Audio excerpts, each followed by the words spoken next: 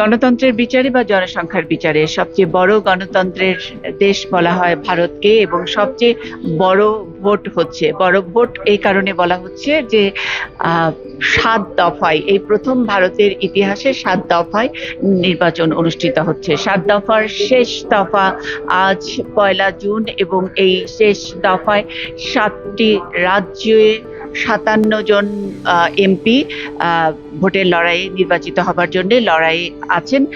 7টি রাজ্য এবং একটি ইউনিয়ন টেরিটরি, যেটাকে বলে একটি ইউনিয়ন টেরিটরিতেও ভোট হচ্ছে। এক টাকার খবরের পক্ষ থেকে আমরা একটি ইউনিয়ন টেরিটরিতে এসেছি। ইউনিয়ন টেরিটরি যেটাকে বলা হয় চণ্ডীগড়, এবং এখানে এটা এক রকমের ভারতের মেল্টিং পটও বলে, যে সব স্টেট থেকে আসা মানুষরা এখানে থাকেন, তাদের চাকরির কারণে, তাদের কাজের কারণে থাকতে পারেন। তারা একটা সিম্বল খুব চমৎকার করে দেখান, যে সবাইকে তারা একসাথে এখানে ওয়েলকাম করেন, এরকম একটি সিম্বলের জায়গা চণ্ডীগড়। এই চণ্ডীগড়ের ভোট, ইউনিয়ন টেরিটরিতে ভোট, অন্যতম 2 প্রতিদ্বন্দ্বী দল, প্রথমত বিজেপি যে জোট, এবং ওইদিকে কংগ্রেস এবং আম আদমি পার্টি, সেই জোট, 2 জোট মোটামুটি এখানে হাড্ডাহাড্ডি লড়াইতে আছে। তার বাইরেও যদি বলি যে শুধু কি এই 2টি জোটের ভোটই হচ্ছে নাকি অন্যরাও, এই কনস্টিটিউয়েন্সিতে 19 জন লড়ছেন এই একটি পদের জন্য, একটি সংসদ সদস্য এমপি পদের জন্য। এবং এই 19 জনের মধ্যে বিজেপি আর কংগ্রেসের কথা আমরা আগেই বলেছি। তার বাইরে যারা আছেন তাদের ছোট ছোট দল, ছোট ছোট নাম, এবং নানান রকমের ইন্টারেস্টিং সব প্রতীক, কোনোটা লাটিম, কোনোটা সিসি ক্যামেরা, কোনোটা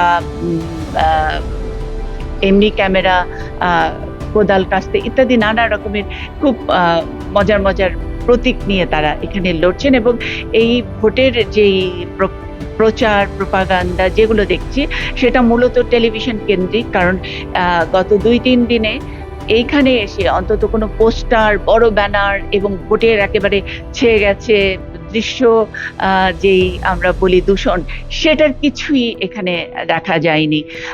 তবে যেই জায়গায় দাঁড়িয়ে কথা বলছি, এই ভোটের কথা বলছি, এটি চণ্ডীগড়ের একটি স্কুল, অনেক বড় একটি স্কুল। এখানে এই স্কুলেই অনেকগুলো ছোট ছোট বুথ। একটি বুথের ভেতরে আমরা গেলাম, এবং ভেতরে ভোটের প্রসেসটা চলছে, ইভিএম এ ভোট দিচ্ছে, অনেকেই ভোট দিতে যাচ্ছেন।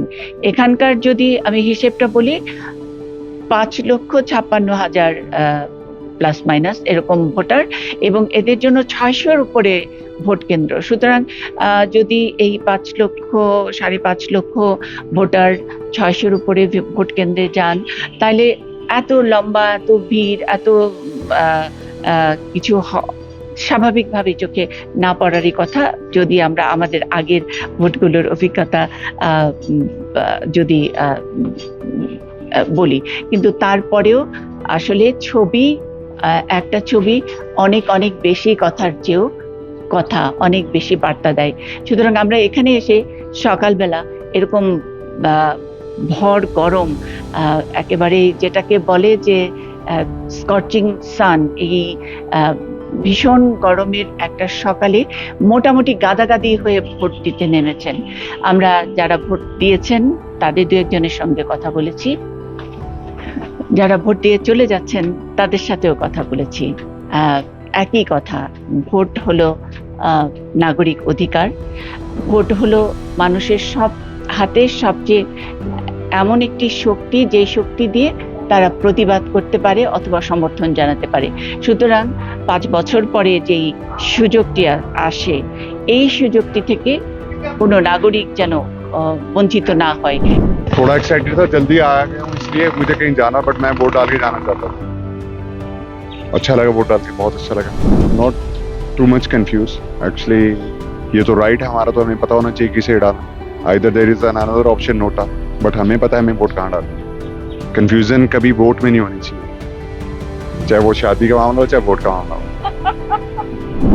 वोट किया? हाँ जी, वोट किया, और बहुत अच्छा अरेंजमेंट है यहाँ पर, बुजुर्गों को अपना पहले करने देते हैं, बड़ा अच्छा लगा। Thank you so much. आपके आपने वोट किया? हाँ जी, थैंक यू जी, बहुत अच्छा है। आपने वोट किया? हाँ कैसा हुआ? ठीक है, ओके। कोई আগ্রহ নেই। যে প্রসেসটা এবার করা হয়েছে 7টি ধাপে ভোট, অনেক বেশি ভোট কেন্দ্র এবং যারা নাকি হুইলচেয়ার বাউন্ড তাদের জন্য, যারা আগে থেকে ব্যালটে ভোট দিতে চান এবং তারা অ্যাপ্লিকেশন করেন, অর্থাৎ যারা বয়োজ্যেষ্ঠ বা অসুস্থ আছেন, হাসপাতালে আছেন, তাদের জন্য ভোট দেওয়ার ব্যবস্থা করা হয়েছে।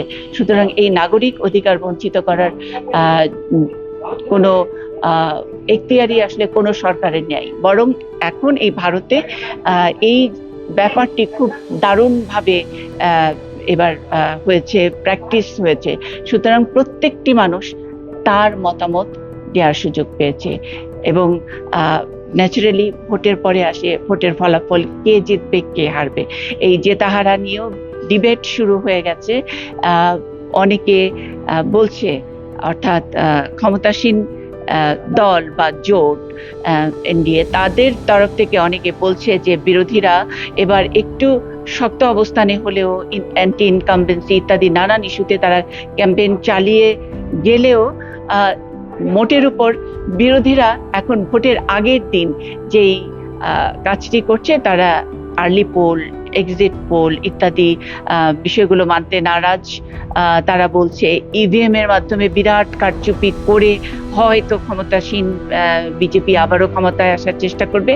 নানান রকমের পয়েন্ট তারা রেডি করেছে, যে পয়েন্ট আগেই ফাঁস হয়ে গেছে। সুতরাং এই ফাঁস হওয়া না হওয়া, ভোট মানা না মানা নিয়েও বিরাট গরম তোলপাড় চলছে, বিশেষ করে টেলিভিশনগুলোতে। আর ভোটের মাঝের যে বাস্তব অবস্থা, এত কিছুতে কান না দিয়ে মানুষ ভোট দিতে আসছে। এই ভোট দেওয়ার যে অপূর্ব সুযোগ বা নাগরিক হিসেবে যে দায়িত্বটুকু, সেই দায়িত্বটুকু ভারতের জনগণ পালন করেছেন গত 6টি ধাপে। এবার শেষ ধাপে টার্ন আউট, অর্থাৎ কি পরিমাণ মানুষ বেরিয়ে আসছেন ভোট দেওয়ার জন্যে, সেটা তাদের গণতন্ত্র চর্চার একটা বড় উদাহরণ হিসেবে নিশ্চয়ই থাকবে। চণ্ডীগড় থেকে মুন্নি সাহা, 1 টাকার খবর।